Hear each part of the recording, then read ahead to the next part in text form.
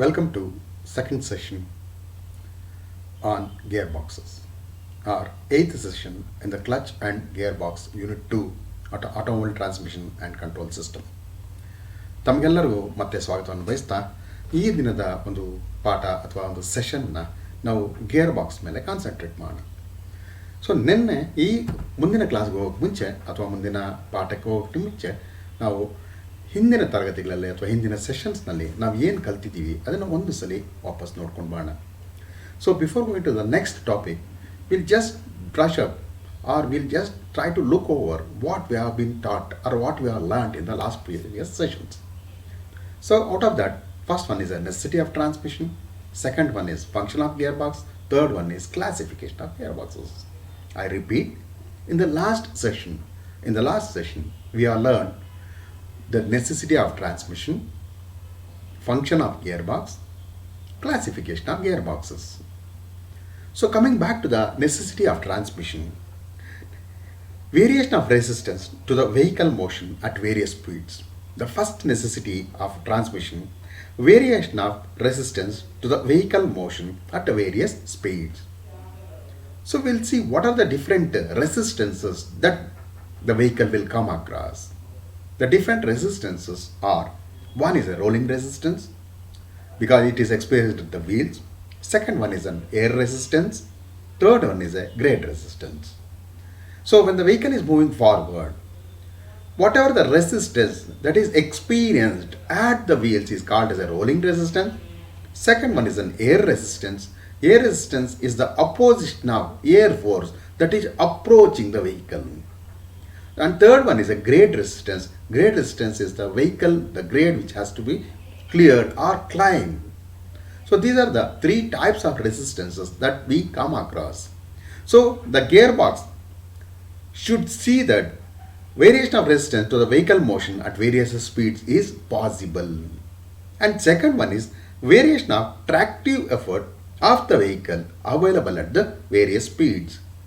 So for the second necessity is to variation of tractive effort. Tractive effort is the traction available at the wheels is called as tractive effort.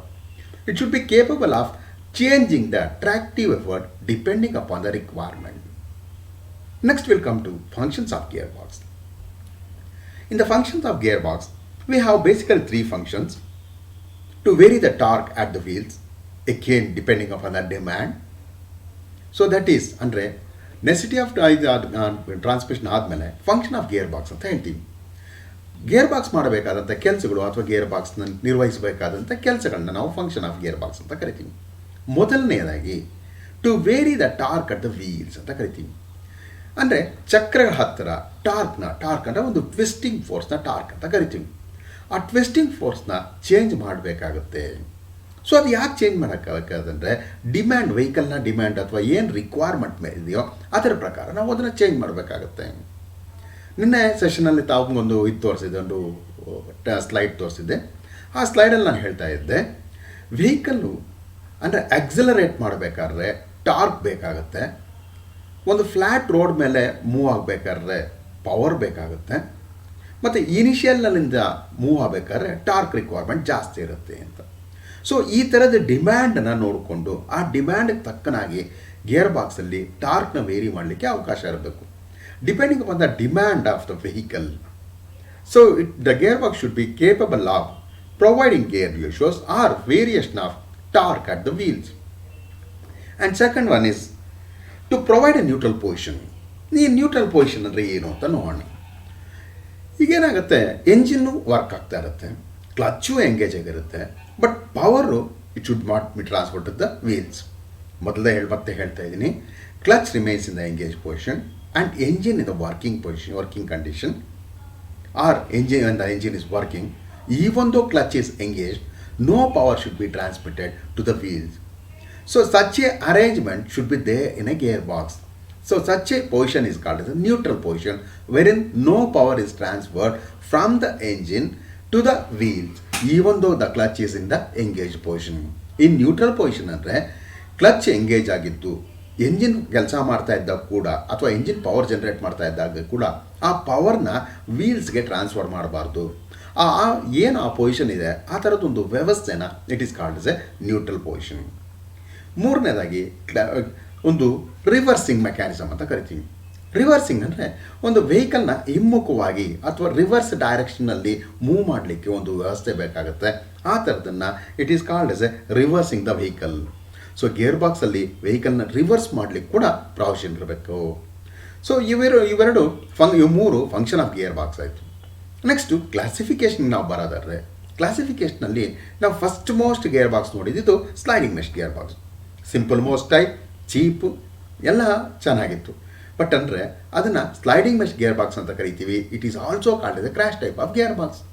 But gear shift ಮಾಡುವಾಗ ಸ್ವಲ್ಪ hard ಆಗೋದು ಅಥವಾ ಒಂದೊಂದೊಂದು touch ಆಗಿ grinding noise ಬರೋದು.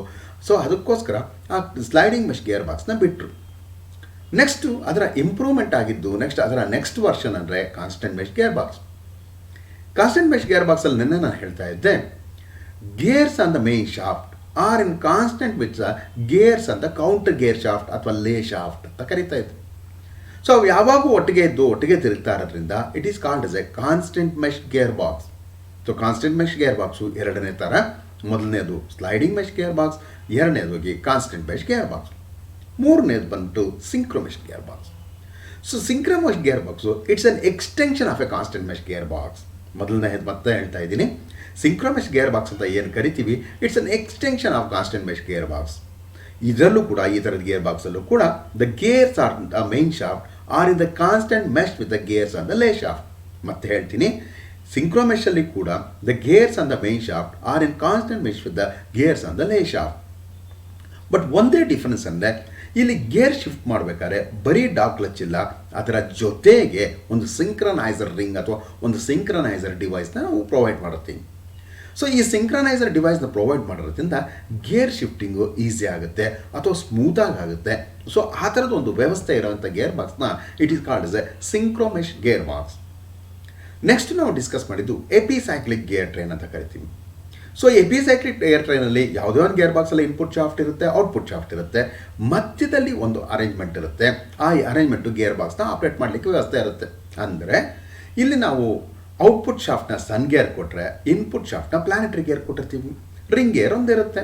So ನಿನ್ನೆ ನಾನು ಹೇಳ್ತಾ ಇದ್ದೆ, ಎಪಿಸೈಕ್ಲಿಕ್ ಗೇರ್ ಬಾಕ್ಸಲ್ಲಿ ಸನ್ನು, ಪ್ಲಾನೆಟ್ಟು ಮತ್ತು ರಿಂಗ್ ಮೂರು ಥರದ ಗೇರ್ಗಳಿರುತ್ತೆ. ಮತ್ತೆ ಹೇಳ್ತೀನಿ, ಎಪಿಸೈಕ್ಲಿಕ್ ಗೇರ್ ಬಾಕ್ಸಲ್ಲಿ ಸನ್ ಗೇರ್, ಪ್ಲಾನೆಟ್ ಗೇರ್ ಮತ್ತು ರಿಂಗ್ ಗೇರ್ ಮೂರು ಥರದ ಗೇರ್ ಇರುತ್ತೆ. ಸೊ ಇನ್ಪುಟ್ ನಾವು ಪ್ಲಾನೆಟ್ಗೆ ಕೊಟ್ಟರೆ, ಔಟ್ಪುಟ್ ಸನ್ನಿಂದ ತೊಗೊಂಡ್ರೆ ನಾವು ರಿಂಗ್ ಗೇರ್ನ ಅರೆಸ್ಟ್ ಮಾಡಬೇಕಾಗುತ್ತೆ. ಆಗ ಪವರ್ ಫ್ಲೋ ಆಗ್ತಾ ಇರುತ್ತೆ. ಸೊ ಆ ಥರದ ಒಂದು ಗೇರ್ ಬಾಕ್ಸ್ನ it is called as a epicyclic gear train ಅಥವಾ ಎಪಿಸೈಕ್ಲಿಕ್ ಗೇರ್ ಬಾಕ್ಸ್ ಅಂತ ಕರಿತೀವಿ. ಸೊ ಈ ಥರದ ಗೇರ್ ಬಾಕ್ಸ್ನ ನಾರ್ಮಲ್ ಆಗಿ ಆಟೋಮೆಟಿಕ್ ಟ್ರಾನ್ಸ್ಮಿಷನ್ನಲ್ಲಿ ನಾವು ಯೂಸ್ ಮಾಡ್ತೀವಿ. ನೆಕ್ಸ್ಟು ಅದಾದಮೇಲೆ ಬರೋವಂಥದ್ದನ್ನು ಒಂದು ಏನು ಗೇರ್ ಬಾಕ್ಸ್ ಇದೆ ಅದನ್ನು it is called as A CVT, continuously variable transmission ಅಂತ ಕರಿತೀವಿ. ಸೊ ಕಂಟಿನ್ಯೂಸ್ಲಿ ವೇರಿಯಬಲ್ ಟ್ರಾನ್ಸ್ಮಿಷನ್ ಅಂದರೆ ಇಲ್ಲಿ ಎಂಜಿನ್ನ ಲೋಡು ಮತ್ತು ಸ್ಪೀಡ್ ಮೇಲೆ ಡ್ರೈವ್ ರೇಷಿಯೋ ತನ್ನಿಂದ ತಾನೇ ಚೇಂಜ್ ಆಗೋದನ್ನು it is called as A CVT, continuously variable transmission. ಮತ್ತೆ ವಾಪಸ್ ಹೇಳ್ತೀನಿ, ಎಂಜಿನ್ನ ಲೋಡು ಮತ್ತು ಎಂಜಿನ್ನ ಸ್ಪೀಡ್ನ ಕನ್ಸಿಡರ್ ಮಾಡಿಕೊಂಡು ತನ್ನಿಂದ ತಾನೇ ಡ್ರೈವ್ ರೇಷಿಯೋನ ಚೇಂಜ್ ಮಾಡ್ಕೊಳ್ಳೋಂಥ ಇರೋ ವ್ಯವಸ್ಥೆಯನ್ನು it is called as A continuously variable transmission ಅಂತ ಕರಿತೀವಿ. ಯಾಕಂದರೆ ಮೊದಲೆಲ್ಲ ನಾವು ಏನು ಡಿಸ್ಕಸ್ ಮಾಡಿದ್ವಲ್ಲ ಆ ಗೇರ್ ಬಾಕ್ಸ್ಗಳಲ್ಲಿ ಗೇರ್ ರೇಷಿಯೋ ಸ್ಟೆಪ್ಸಲ್ಲಿ ವೇರಿ ಆಗುತ್ತೆ ಅಥವಾ ಟಾರ್ಕು ಸ್ಟೆಪ್ಸಲ್ಲಿ ವೇರಿ ಆಗುತ್ತೆ. ಆದರೆ CVTಲಿ ಕಂಟಿನ್ಯೂಸ್ ಆಗಿ ವೇರಿ ಆಗೋದ್ರಿಂದ ಒಂದು ಸ್ಮೂತ್ ಕರ್ವ್ ಥರ ವೇರಿ ಆಗುತ್ತೆ. ಸೊ CVTಗಳನ್ನ ಈಗಂತೂ ತುಂಬ ಯೂಸ್ ಮಾಡ್ತಾ ಇದ್ದೀವಿ. ಸ್ಲೈಡಿಂಗ್ ಮೆಶ್ ನೋಡೋಣ, ಒಂದು ಅಪ್ಲಿಕೇಶನ್ ನೋಡೋಣ. ಮೊದಲನೇದಾಗಿ ಸ್ಲೈಡಿಂಗ್ ಮೆಶ್ ಗೇರ್ ಬಾಕ್ಸ್ ಅಂತ ಹೇಳಿದೆ. ಸ್ಲೈಡಿಂಗ್ ಮೆಶ್ ಗೇರ್ ಬಾಕ್ಸ್ಗಳು ಮೊದಲಲ್ಲಿ ಹಳೆ ವೆಹಿಕಲ್ಸಲ್ಲಿ ನಾವು ತುಂಬ ಯೂಸ್ ಮಾಡ್ತಾ ಇದ್ವಿ. ಟ್ರ್ಯಾಕ್ಟರ್ಗಳಲ್ಲಿ, ಜೀಪ್ಗಳಲ್ಲಿ, ಕಾರುಗಳಲ್ಲೆಲ್ಲ ಕಡೆ ಯೂಸ್ ಮಾಡ್ತಾ ಇದ್ವಿ. ನೆಕ್ಸ್ಟ್ ಅದನ್ನು ಕೈ ಬಿಟ್ಟು ಕಾನ್ಸ್ಟೆಂಟ್ ಮೆಶ್ಗೆ ಶಿಫ್ಟ್ ಆದ್ವಿ. ಸೊ ಇವತ್ತು ಈವನ್ ಕೆಲವು ಟೂ ವೀಲರ್ಸಲ್ಲಿ ಕಾನ್ಸ್ಟೆಂಟ್ ಮೆಶ್ ಗೇರ್ ಬಾಕ್ಸಸ್ ಇದೆ. ಸೊ ಅದಾದಮೇಲೆ ಬಂದಿದ್ದು ಸಿಂಕ್ರೋಮೆಶ್ ಗೇರ್ ಬಾಕ್ಸು. LMVಯಿಂದ ಎಲ್ಲ ವೆಹಿಕಲ್ಸಲ್ಲೂ ಕೂಡ ಇವತ್ತು ನಾವು ಸಿಂಕ್ರೋಮೆಶ್ ಗೇರ್ ಬಾಕ್ಸ್ನ ನೋಡ್ಬೋದು. LMV, LCV, HTV, heavy transport vehicles ಎಲ್ಲ ವೆಹಿಕಲ್ಸಲ್ಲೂ ಕೂಡ ನಾವು ಸಿಂಕ್ರೋಮೆಶ್ ಗೇರ್ ಬಾಕ್ಸ್ನ ನೋಡ್ತಾ ಇದ್ದೀವಿ. ಸೊ ಅದಾದಮೇಲೆ ಬಂದಿದ್ದು epicyclic gear box. Epicyclic gear box normally automatic transmission ಇರ್ತ ವೆಹಿಕಲ್ಸಲ್ಲಿ ನಾವು ಎಪಿಸೈಕ್ಲಿಕ್ ಗೇರ್ ಬಾಕ್ಸ್ನ ನೋಡ್ತೀವಿ. ನೆಕ್ಸ್ಟ್ CVT ಅಂತ ಹೇಳ್ತೀವಿ, ಕಂಟಿನ್ಯೂಸ್ಲಿ ವೇರಿಯಬಲ್ ಟ್ರಾನ್ಸ್ಮಿಷನ್ ಅಂತ. ಅದಂತೂ ತಾವು ಆ ವ್ಯವಸ್ಥೆ ಇರೋಂಥ ವೆಹಿಕಲ್ಸ್ನ ನೀವು ಓಡಿಸಿದ್ದೀರ. CVT ತಮ್ಮೆಲ್ಲ ಹೋಂಡಾ ಆ್ಯಕ್ಟಿವಾ, ಸ್ಕೂಟಿ ಆ ಥರದ ವೆಹಿಕಲ್ಸಲ್ಲಿ ಇವತ್ತು ಕಂಟಿನ್ಯೂಸ್ಲಿ ವೇರಿಯಬಲ್ ಟ್ರಾನ್ಸ್ಮಿಷನ್ನ ಯೂಸ್ ಮಾಡ್ತಾ ಇದ್ದೀವಿ. ಸೊ ಈಗ ನಾವು ಇವತ್ತಿನ ಟಾಪಿಕ್ ಬರೋಣ. Construction and working of constant mesh gear box.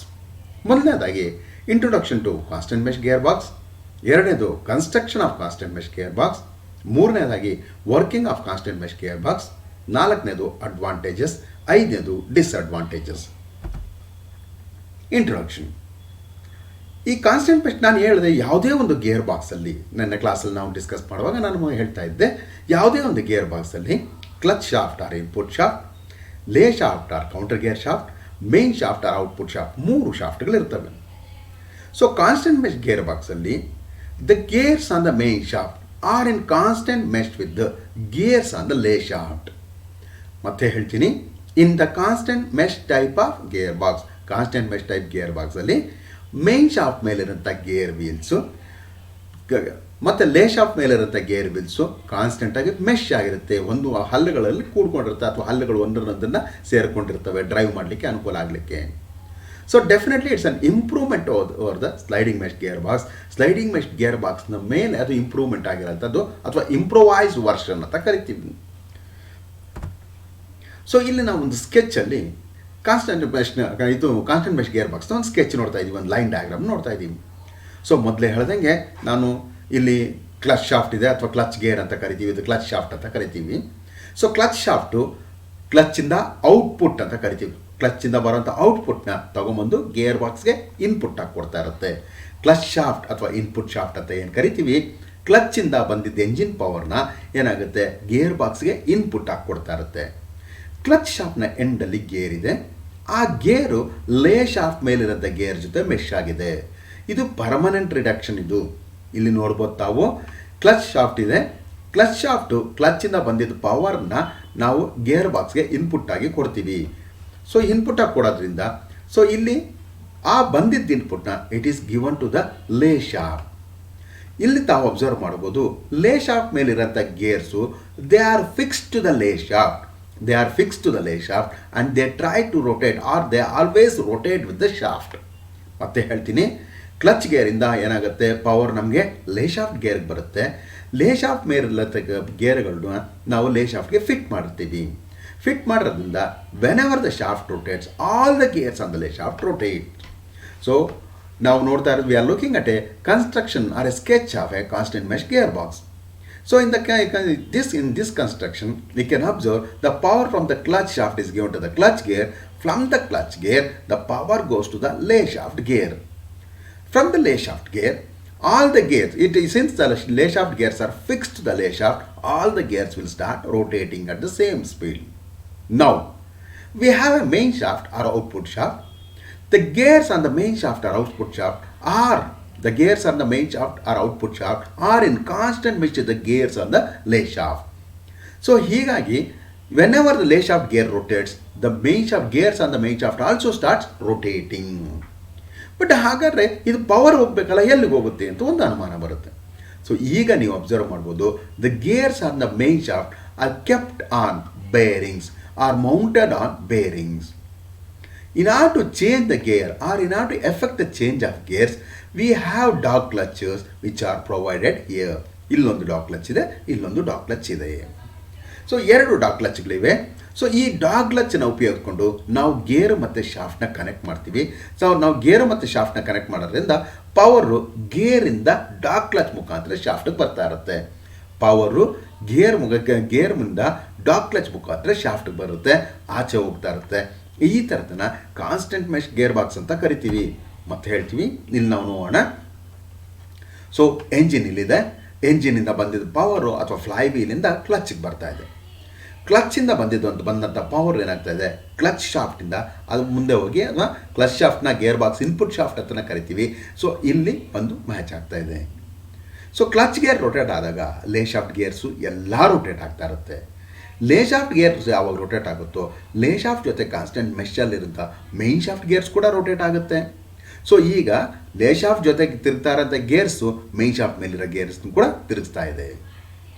So ಈಗ ಗೇರ್ ಚೇಂಜಿಂಗ್ನ ನಾವು ಎಫೆಕ್ಟ್ ಮಾಡಬೇಕಾದ್ರೆ ಇಲ್ಲಿರೋಂಥ ಡಾಗ್ ಕ್ಲಚ್ಗಳನ್ನ ಉಪಯೋಗ ಪಡ್ಕೊತೀವಿ. ಸೊ ಈ ಡಾಗ್ ಕ್ಲಚ್ಗಳನ್ನ ಯಾವ ಗೇರ್ ಜೊತೆ ನಾವು ಕಂಬೈನ್ ಮಾಡ್ತೀವೋ ಅಥವಾ ಮೆಶ್ ಮಾಡ್ತೀವೋ ಅಥವಾ ಕ್ಲಚ್ನ ಎಂಗೇಜ್ ಮಾಡ್ತೀವೋ ಅಲ್ಲಿಂದ ಎಂಜಿನ್ನ ಪವರು ಗೇರ್ ಬಾಕ್ಸ್ ಶಾಫ್ಟ್ನ ಔಟ್ಪುಟ್ ಶಾಫ್ಟ್ಗೆ ಹೋಗ್ತಾ ಇರುತ್ತೆ. ಈ ಥರದನ್ನು it is called as a constant mesh gear box. ಮತ್ತೆ ಹೇಳ್ತೀನಿ, ಇಲ್ಲಿ ತಾವು ಅಬ್ಸರ್ವ್ ಮಾಡ್ಬೋದು, ಎಂಜಿನ್ ಇದೆ, ಎಂಜಿನ್ನ ಫ್ಲೈ ವೀಲ್ ಮೇಲೆ ನಾವು ಕ್ಲಚ್ನ ಮೌಂಟ್ ಮಾಡಿದ್ದೀವಿ. ಸೊ ಕ್ಲಚ್ ಏನಾಗುತ್ತೆ, ಎಂಗೇಜ್ ಆಗಿದ್ದಾಗ ಎಂಜಿನ್ನ ಪವರು ಕ್ಲಚ್ ಶಾಫ್ಟ್ ಮುಖಾಂತರ ಗೇರ್ ಬಾಕ್ಸ್ಗೆ ಇನ್ಪುಟ್ ಆಗುತ್ತೆ. ಸೊ ಗೇರ್ ಬಾಕ್ಸ್ ಇನ್ಪುಟ್ ಆದಾಗ ಗೇರ್ ಬಾಕ್ಸ್ನಲ್ಲಿರೋಂಥ ಎಲ್ಲ ಗೇರ್ಗಳನ್ನ ನಾವು ಕ್ಲಚ್ ಶಾಫ್ಟಿಂದ ಬಂದಿದ್ದ ಪವರು ಅಥವಾ ಲೇ ಶಾಫ್ಟು ಡ್ರೈವ್ ಮಾಡ್ತಾ ಇರುತ್ತೆ. ಸೊ ಯಾವಾಗ ಲೇ ಶಾಫ್ಟ್ ಡ್ರೈವ್ ಮಾಡುತ್ತೋ ಆಟೋಮೆಟಿಕ್ ಆಗಿ ಅದ್ರ ಜೊತೆ ಮೆಶ್ ಆಗಿರೋಂಥ ಕಾನ್ಸ್ಟೆಂಟಾಗಿ ಮೆಶ್ ಆಗಿರೋಂಥ gears on the main shaft ಅಲ್ಲ also start rotating. When the gears on the main shaft rotates, there is no power transmission because the gears on the main shaft are mounted on the bearings. To effect the change of gears, the dog clutches are used. The function of dog clutches is to connect the gear with the shaft. By this, the power flows from the gear wheel to the shaft through the dog clutch. Such a thing is called as a constant mesh gearbox. Constant mesh gearbox ಅಂತ ಕರಿತೀವಿ. So ಇಲ್ಲಿ ಕನ್ಸ್ಟ್ರಕ್ಷನಲ್ಲಿ principal parts ಬಗ್ಗೆ ನಾವು ಹೇಳ್ತಾ ಇದ್ದೀವಿ. So ಅಲ್ಲಿರೋಂಥದ್ದು clutch shaft or input shaft, counter shaft or lay shaft, main shaft or output shaft. ಅದರ ಜೊತೆಗೆ ಡಾಗ್ ಕ್ಲಚ್, ಗೇರ್ಸು ಇದೆಲ್ಲ ಇರೋಂಥ ಒಂದು ವ್ಯವಸ್ಥೆ. ಸೊ ಮತ್ತೆ ಅಲ್ಲಿ ಹೇಳ್ತಾ ಇದ್ದಾರೆ, in this gear box all the gears on the main shaft are in constant mesh with the corresponding gears on the lay shaft. ಎರಡನೇದು, the gears on the main shaft which is splined are free to rotate. So gears ಏನಿದೆ main shaft ಮೇಲಿಂದ gears shaft spline ಆಗಿದ್ರು they are free to rotate, they are not directly connected to the shaft. The dog clutches are provided which are free to slide on the main shaft splines. Dog clutches they are free to slide on the main shaft ಅಂತ ಕರೀತಾರೆ, but they have to rotate with the shaft. ತಾವು observe ಮಾಡ್ಬೋದು, ಇಲ್ಲಿ gears they are free to rotate but dog clutches are free to slide.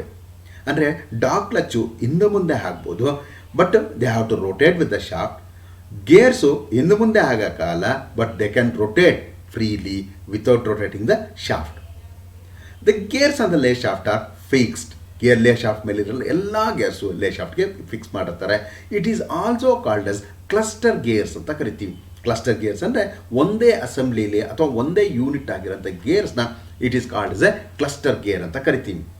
Cluster ಗೇರ್ನ ಒಂದು ಅನುಕೂಲ ಏನಂದರೆ ಒಂದು gear ತಿರುಗಿದ್ರೆ ಎಲ್ಲ ಗೇರು ಒಂದೇ ಸ್ಪೀಡಲ್ಲಿ ತಿರುಗ್ತಾ ಇರುತ್ತೆ. ಆ ಥರದನ್ನ it is called as a cluster gear. ಇಲ್ಲಿ ಡಾಗ್ ಕ್ಲಚಸ್ನ ಯೂಸ್ ಮಾಡಿಕೊಂಡು ಗೇರ್ ಚೇಂಜ್ ಮಾಡೋದನ್ನು ಎಫೆಕ್ಟ್ ಮಾಡ್ತೀವಿ, that too through a selector mechanism. ಮತ್ತೆ ನಾನು ಹೇಳ್ತೀನಿ, parts of a gear box or clutch shaft or input shaft, counter shaft or lay shaft, main shaft or output shaft, dog clutches, gears. In this gearbox, all the gears on the main shaft are in constant mesh with the corresponding gears on the lay shaft. The gears on the main shaft, which is splined, are free to rotate.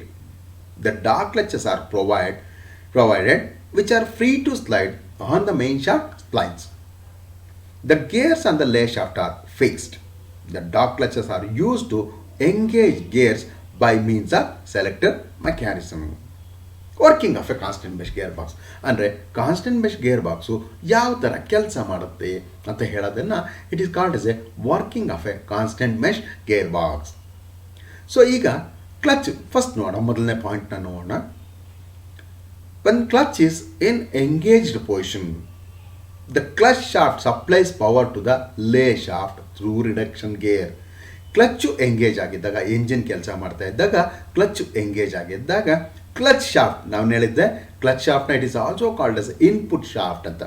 Input shaft ಬಂದಿದ್ದಂಥ ಏನು clutch shaft ಮೇಲಿರುತ್ತೆ gear lay ಶಾಫ್ಟ್ಗೆ ಪವರ್ನ transmit ಮಾಡುತ್ತೆ through reduction gear. So ಅದಾದಮೇಲೆ all the gears on the lay shaft rotate with the shaft since they are fix to the it. So ಈ ಒಂದು ಸಲ ಏನಾಗುತ್ತೆ, ಕ್ಲಚ್ ಶಾಫ್ಟು ಲೇ ಶಾಫ್ಟ್ ಗೇರ್ನ ತಿರುಗಿಸೋಕ್ಕೆ ಶುರು ಮಾಡಿದ್ರೆ ಲೇ ಶಾಫ್ಟ್ ಮೇಲಿರೋಂಥ ಎಲ್ಲ ಗೇರ್ಸು ಒಟ್ಟಿಗೆ ರೊಟೇಟ್ ಆಗಲಿಕ್ಕೆ ಸ್ಟಾರ್ಟ್ ಆಗುತ್ತೆ. ಮುಂದಿಂದು the gears on the main shaft which is in meshed with the corresponding gear on the lay shaft also rotate without transmitting any power.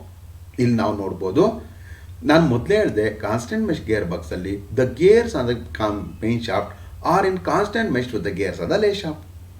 So lay shaft ಮೇಲಿರೋ gear ತಿರುಗ್ತಾ ಇದೆ ಅಂದರೆ automatic ಆಗಿ main shaft ಮೇಲಿರೋಂಥ gear ಕೂಡ ತಿರುಗ್ತಾ ಇದೆ ಅಂತ ಅರ್ಥ. ಸೊ ಈ ಥರ ತಿರುಗಿದಾಗ ಈಗೇನಾಗುತ್ತೆ, ಅಕಸ್ಮಾತ್ ಶಾಫ್ಟ್ಗೆ ಡೈರೆಕ್ಟ್ ಕನೆಕ್ಟ್ ಆಗಿದ್ರೆ ಶಾಫ್ಟ್ನ ತಿರುಗಿಸ್ತಾ ಇತ್ತು. ಈಗ ಹಂಗಾಗ್ತಾ ಇಲ್ಲ. Since they are mounted on bearings the shaft the gears are free to rotate. The gears are free to rotate. To transmit the power, first gear right dog clutch is move to the left. ಈಗ ತಾವು ಸ್ಕೆಚಲ್ಲಿ ಬರಬೇಕು. First ಗೇರ್ನ right dog clutch ಅದನ್ನು left move ಮಾಡ್ತೀವಿ.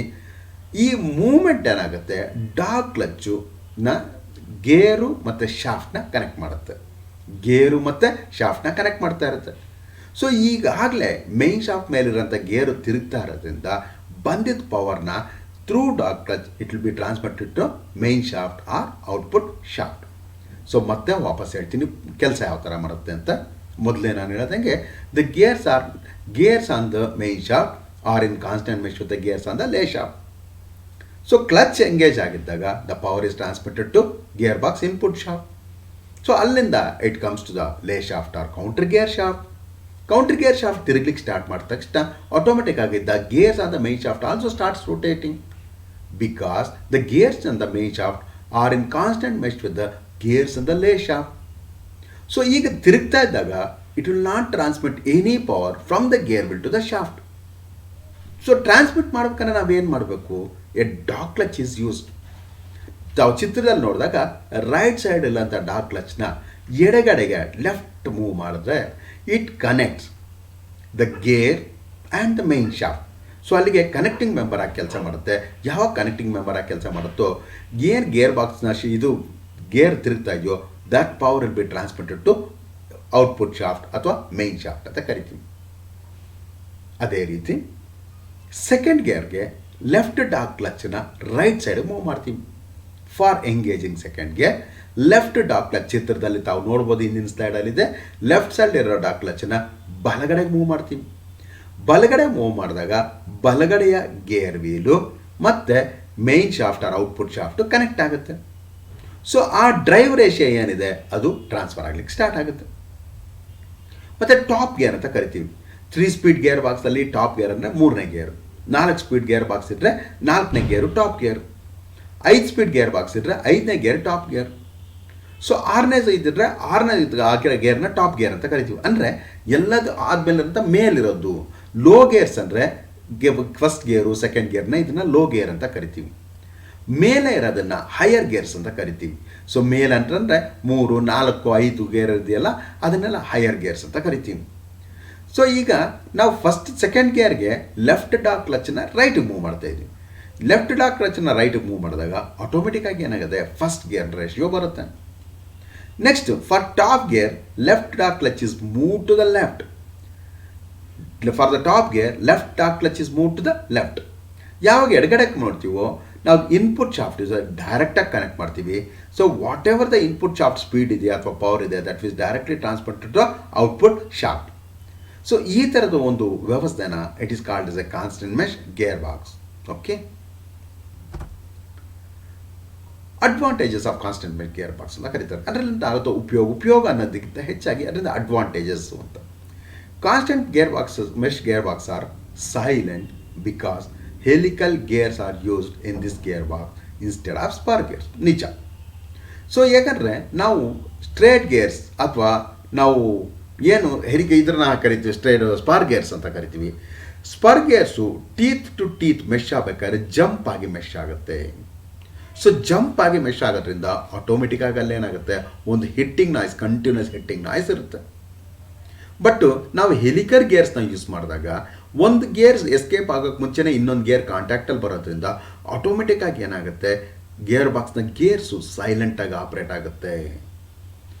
ಎರಡನೇದು, since the gears are engaged by dog clutches, if any damage occurs while engaging the gears, the dog unit members get damage and not the gear wheels.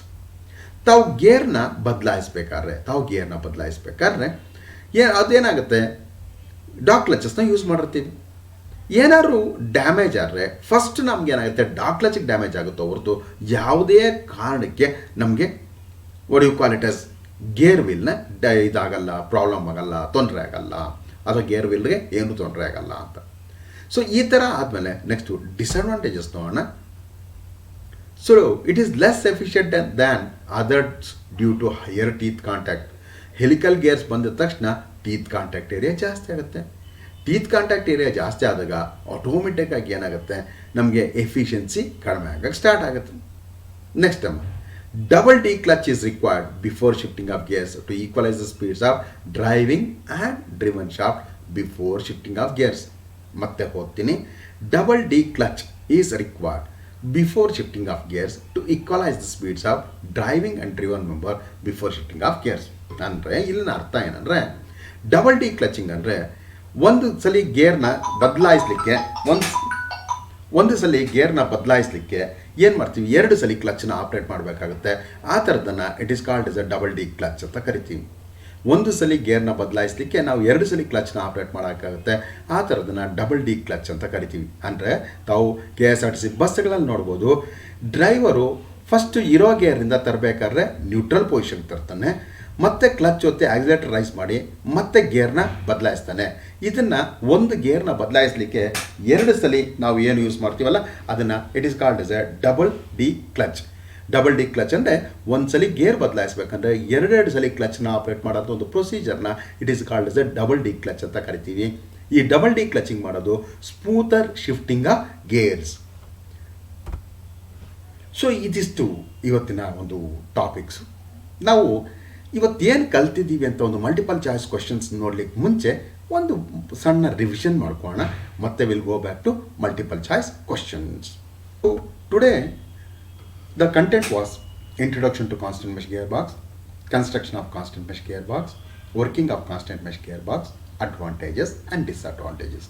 These were the topics that were covered in today's session. So first of all, we'll come to the introduction. Introduction. In a constant mesh type of gearbox, the gears on the main shaft are in constant mesh with the gears on the lay shaft. It's an improvement over the sliding mesh gearbox, which is also called as a crash type of gearbox. Sliding mesh gearbox was called as a crash type of gearbox. So constant mesh gearbox is definitely an improvement over the previous version, that is a sliding mesh gearbox. So in order to effect smoother gear shifting, a constant mesh gearbox was introduced. So we'll see the construction. In the construction, as I said, the gearbox basically consists of three shafts: clutch shaft or input shaft, lay shaft or counter gear shaft, main shaft or output shaft. I repeat, clutch shaft or input shaft, lay shaft or counter gear shaft, main shaft or output shaft. So power from the engine clutch comes to the clutch gear. From the clutch gear, the power goes to the lay shaft gear, which is always enmeshed with the clutch shaft gear. The gears on the lay shaft are fixed to it and they rotate with the shaft. Whereas the gears on the main shaft rotate on the shaft, but they are free to rotate on the shaft. Main shaft is a splined shaft, main shaft, or output shaft is a splined shaft.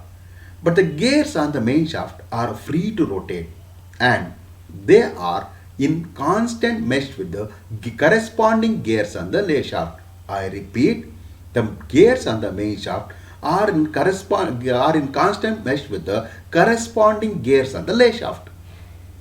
Since the gears on the main shaft are mounted on bearings, they are free to rotate.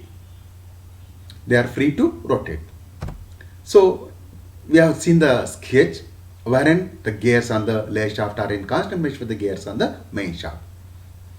In this gearbox, to effect the gear changing, dog clutches are used The dog clutches will connect the gear and the shaft, and which helps in transmission of power from the gear to the shaft.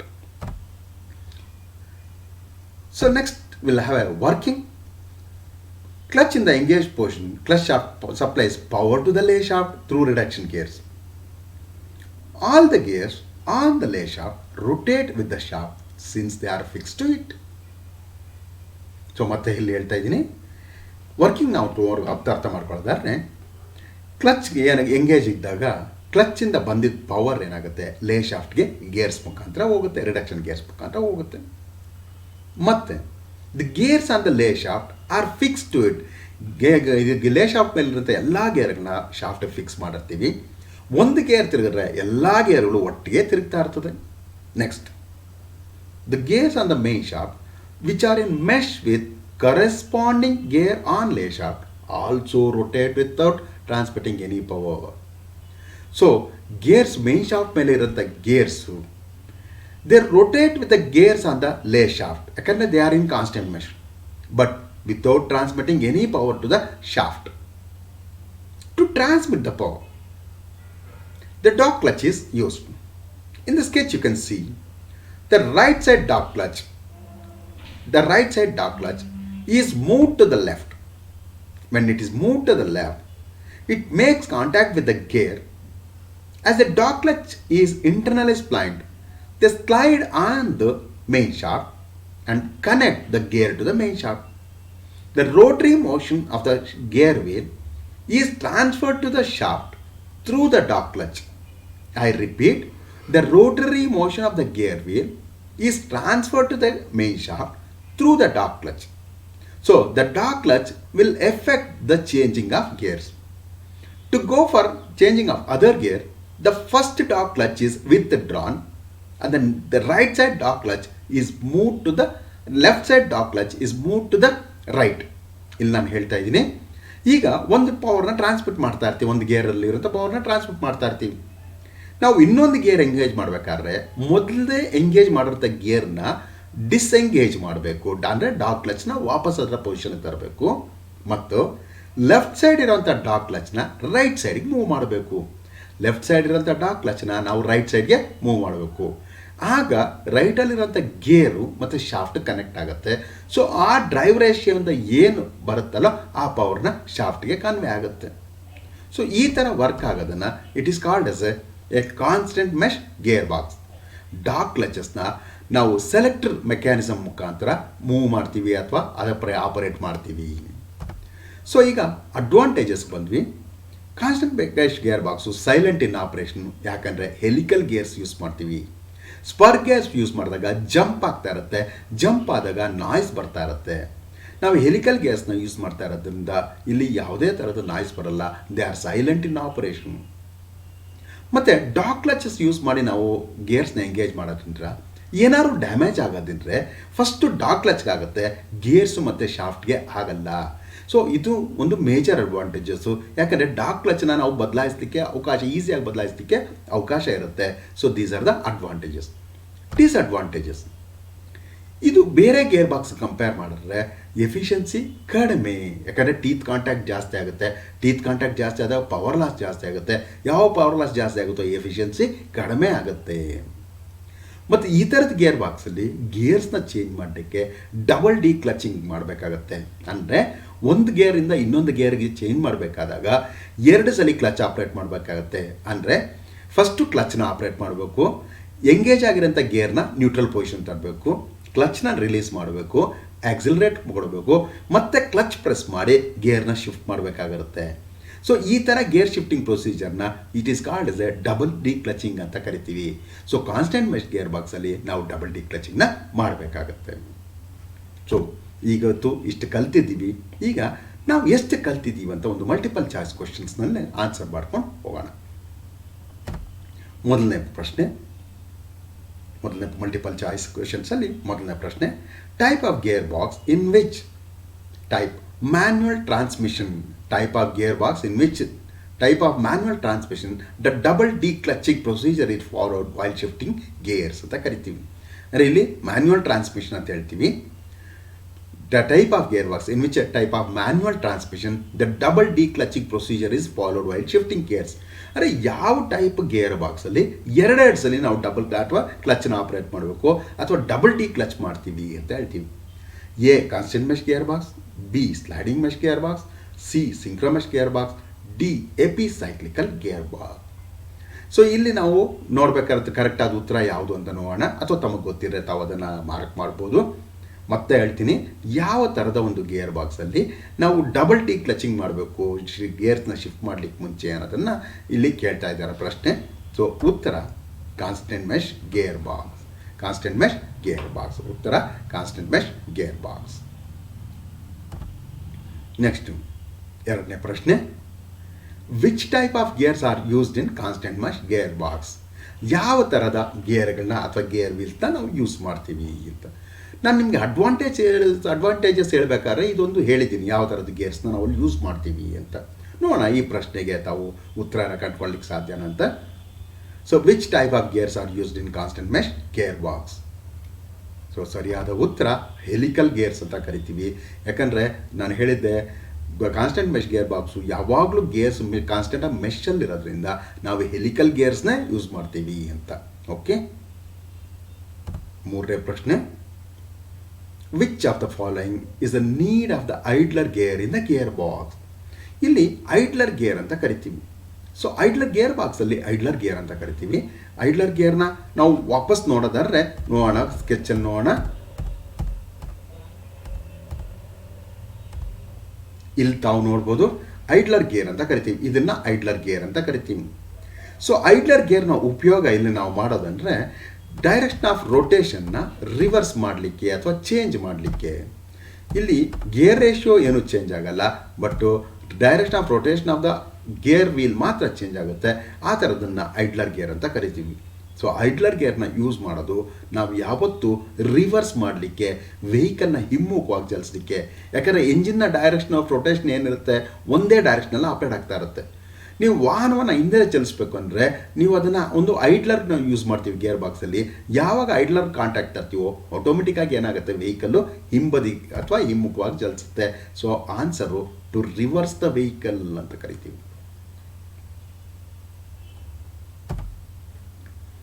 Next cluster gear is the name for ಅಂತ ಕರಿತೀವಿ. Counter shaft ಮೇಲಿರೋಂಥ ಗೇರ್ಸ್ನ ನಾವು cluster gears ಅಂತ ಹೇಳ್ತೀನಿ ಅಂತ ಹೇಳಿದ್ದೆ. So ಯಾವ ಉತ್ತರ ನೋಡೋಣ ಏನಂತ, ಕೌಂಟರ್ ಶಾಫ್ಟ್ ಗೇರ್ಸ್ನ ಕ್ಲಸ್ಟರ್ ಗೇರ್ ಅಂತ ಕರಿತೀವಿ. ಐದನೇ ಪ್ರಶ್ನೆ, type of transmission which employees dog clutches for selection of gear. Type of transmission which employees dog clutches for selection of gear ಅಂತ ಕರಿತೀವಿ. ಇಲ್ಲಿ ನಾವು ಯೂಸ್ ಮಾಡೋದು ಯಾವುದು, ಸ್ಲೈಡಿಂಗ್ ಮೆಷಲ್ಲಲ್ಲ, ಯಾಕಂದರೆ ಗೇರ್ ವೀಲ್ನೇ ಬದಲಾಯಿಸ್ತೀವಿ. ಎಪಿಸೈಕ್ಲಿಕ್ ಗೇರ್ ಬಾಕ್ಸಲ್ಲಿ ಡಾಗ್ ಕ್ಲಚಸ್ ಇರಲ್ಲ. ಸೊ ನಮ್ಮ ಡಾಗ್ ಕ್ಲಚಸ್ ಇರೋದು ಕಾನ್ಸ್ಟೆಂಟ್ ಮೆಶ್ ಗೇರ್ ಬಾಕ್ಸಲ್ಲಿ ಮಾತ್ರ. ನೋಡೋಣ ಉತ್ತರ ಏನು ಅಂತ ನೋಡೋಣ. ಹೌದು, ಉತ್ತರ ಕಾನ್ಸ್ಟೆಂಟ್ ಮೆಶ್ ಗೇರ್ ಬಾಕ್ಸ್ ಅಂತ ಹೇಳ್ತಾ ಇದ್ದೀವಿ. ಸೊ ಈ ಸೆಷನ್ಗೆ ಇಷ್ಟು ಸಾಕು. ಮುಂದಿನ ಸೆಷನ್ನಲ್ಲಿ